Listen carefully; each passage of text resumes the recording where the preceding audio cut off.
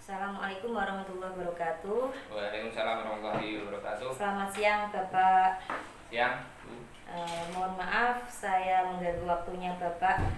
Di sini saya mendapatkan tugas untuk mewawancarai Bapak terkait dengan tugas demonstrasi kontekstual tentang pengambilan keputusan sebagai pemimpin berbasis nilai kebajikan yang fokusnya dilema etika dan bujukan moral. Terkait pengambilan keputusan tersebut, Pak, yang biasanya kita sebagai pendidik, khususnya Bapak yang sebagai kepala sekolah, tentunya bertindak sebagai seorang manajer, harus mengambil keputusan-keputusan yang sering melibatkan antara kebenaran dengan kebenaran atau kebenaran dengan kesalahan. Nah, ini harus kita lakukan dengan tepat. Nah, selama ini ketika Bapak menjadi kepala sekolah, pernahkah Bapak mengalami kasus yang seperti itu, misalkan benar lawan benar atau yang merupakan sebuah dilema etika? Terima kasih. Sebetulnya selaku pendidik kami di sekolah ini, manajer juga pernah seperti mengalami kasus-kasus yang perlu pertimbangan yang bertentangan antara kebutuhan secara religius, kebutuhan yang benar dengan benar, dan mana yang harus kita putuskan. Contoh kasusnya ada seperti ini, Bu. Guru dilaporkan wali murid kepada saya tentang kehadirannya, tentang pembelajarannya. Nah, ini kami selaku manajer harus bisa melindungi keduanya, melindungi pelapor maupun yang dilaporkan.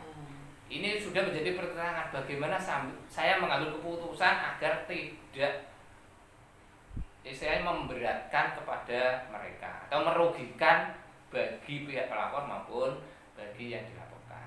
Contohnya ini, Bu, ada guru yang dilaporkan sering terlambat. Nah, maka tindakan kami yang awal, kami coba mencari akar permasalahannya apa, mengapa beliaunya terlambat, apa alasannya, kan gitu. Nah, setelah itu kami kumpulkan, kita sampaikan bahwa dari masyarakat ada laporan seperti ini, keterlambatan Bapak Ibu tidak sesuai dengan jadwal pengajian. Nah, seperti itu. Nah, setelah itu kami beritahukan bahwa laporan itu kepada rekan-rekan teman-teman guru, sehingga mereka tahu bahwa memang ada perhatian dari masyarakat. Nah, yang kedua, kami juga menilai secara langsung apakah benar laporannya itu, kan gitu. Kami tidak bisa hanya terima laporan terus saya putuskan, tidak. Kami mencari kebenarannya juga lewat pengamatan langsung. Kita hadir dulu, betul tidak yang dilaporkan. Kalau memang benar, kita coba panggil mereka. Nah, mengapa terlambat, apa alasannya. Kalau memang tepat, ya kita sampaikan bahwa ini laporan seperti ini, Bu, tidak baik dan ini harus dengan bisa berubah, kan begitu.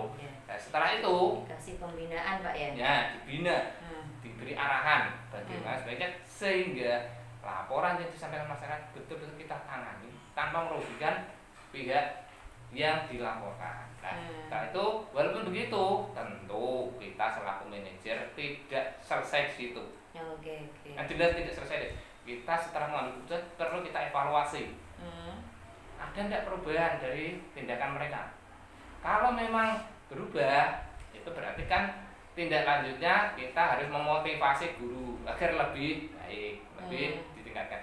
Tetapi kalau ternyata tidak ada perubahan, kita perlu mencari solusi lagi, tindak lanjut yang harus kita laksanakan, kan gitu. Ya, tindak lanjut ini kita misalkan, Bu, nanti jenengan misalkan jenengan seperti ini kehadirannya, nanti kenaikan tingkatnya nanti tidak bisa naik tingkat dan lain-lainnya, seperti itu. Jadi kita memberikan memberikan solusi agar mereka dipertimbangkan, tetapi juga tidak merugikan mereka.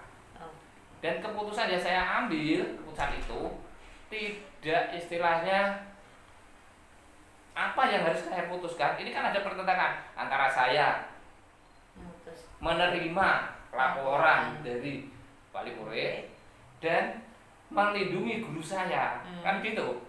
Karena apa? Karena selaku manajer apapun saya pribadi harus menjaga nama baik sekolah, kan itu intinya. Makanya ini ada pertentangan dalam diri saya juga, istilahnya mana yang harus saya pilih. Tapi bagi pemimpin harus tetap bisa berbuat adil. Kan begitu. Intinya kan di situ. Tidak merugikan yang melapor maupun yang dilaporkan. Tetapi perubahan harus terjadi. Gitu, Bu. Berarti itu juga merupakan tantangan, Pak ya? Iya. Tantangan ketika jenengan sudah mengambil keputusan, jenengan juga harus mengevaluasi secara terus-menerus apakah terjadi perubahan atau tidak. Nah, selama ini ketika itu menjadi tantangan, tentunya juga ada hal-hal yang bisa memudahkan dalam hal ini ketika jenengan mengambil keputusan yang bersifat dilema etika. Apa saja yang bisa mempermudah Bapak dalam mengambil keputusan ini?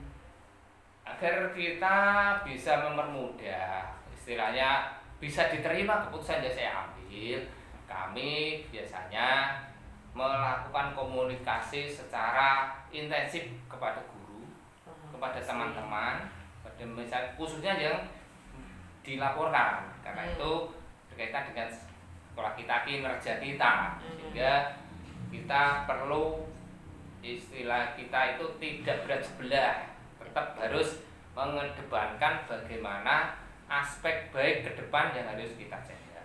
Jadi kita berkomunikasi dengan teman-teman, dengan seluruhnya tanpa menyinggung. Kan mungkin orang terlambat itu ada alasan-alasan tertentu, ada kepentingan dan lain-lain. Nah, kita sarankan agar lebih baik, agar ada perbaikan dari tingkah laku, sehingga laporan-laporan seperti itu tidak akan terjadi lagi. Oke.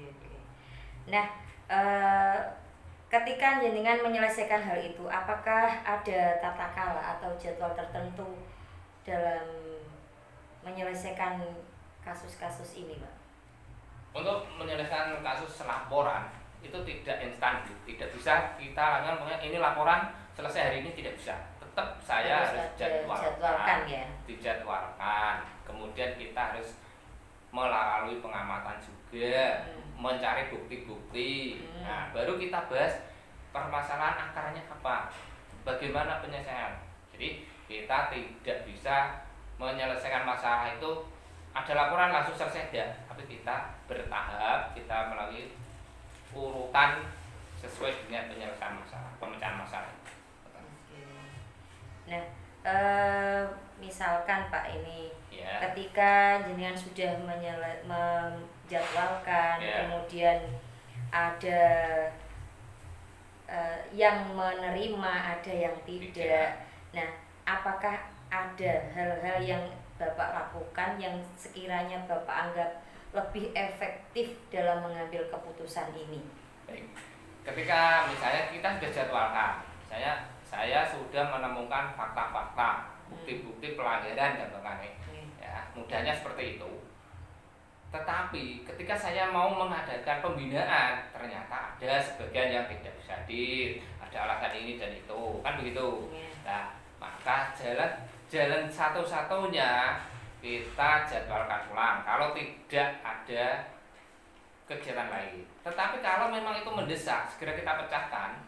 Maka terutama guru-guru atau teman-teman yang dilaporkan itu kita tangani lebih awal, kita bina lebih awal, sehingga mereka-mereka yang menjadi objek permasalahan itu bisa kita komunikasikan lebih dulu, lebih awal, bisa kita beri himbauan, beri pembinaan sehingga perilakunya itu bisa berubah lebih baik. Gitu. Oke, berarti mesti jenengan memberikan prioritas, Pak ya, skala prioritas, mana yang harus ditangani terlebih dahulu, mana yang bisa ditangani secara berikutnya. Memang harus ada skala prioritasnya. Oke. Nah, ketika jenengan sudah memutuskan hal itu, kemudian sudah melakukan istilahnya evaluasi dan tidak lanjut dan seterusnya, bagaimana jenengan melihat keputusan yang jenengan ambil itu bisa berjalan dengan efektif atau bahkan malah tidak berimbas, itu bagaimana? Kita ketika sudah melakukan putusan, mengambil kebijakan, seandainya itu kok kita melakukan kebijakan itu ternyata kok tidak jalan, kan begitu, tidak terlaksana dengan baik. Nah, kita selaku pimpinan harus merefleksi diri, ya, mengoreksi diri kita. Apakah keputusan yang saya ambil ini ada kendala dalam pelaksanaan, atau cara kita menyampaikan kurang pas. Jadi perlu refleksi diri sebagai pimpinan.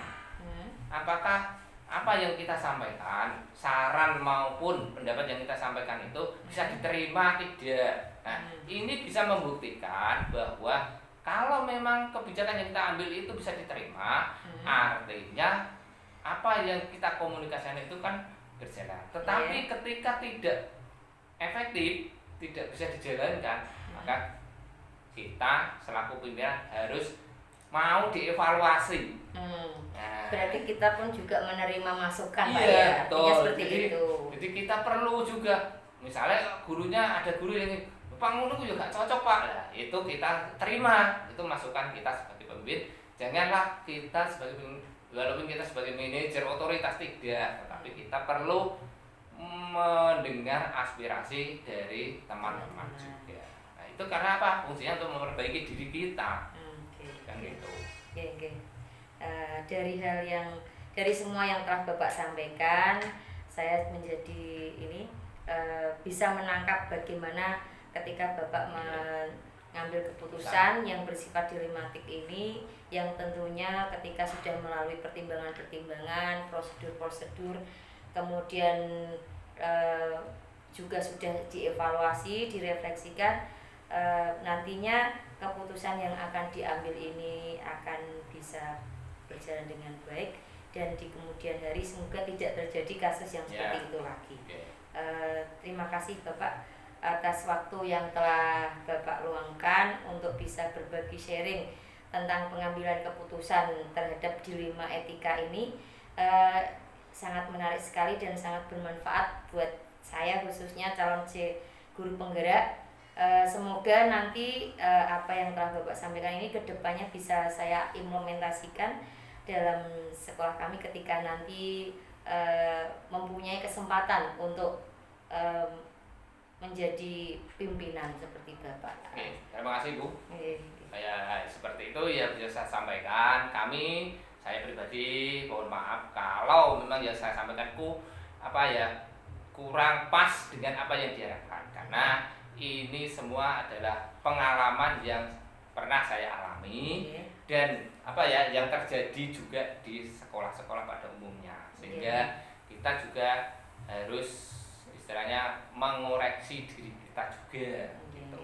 Jadi ya harapan saya nanti Bu Istiqomah ini ke depan menjadi pemimpin yang bijak, pemimpin yang adil, sehingga nanti ke depan itu betul-betul apa yang diharapkan sebagai pemimpin, istilahnya itu tidak berat, tidak berbuat yang melanggar aturan dan lain-lain.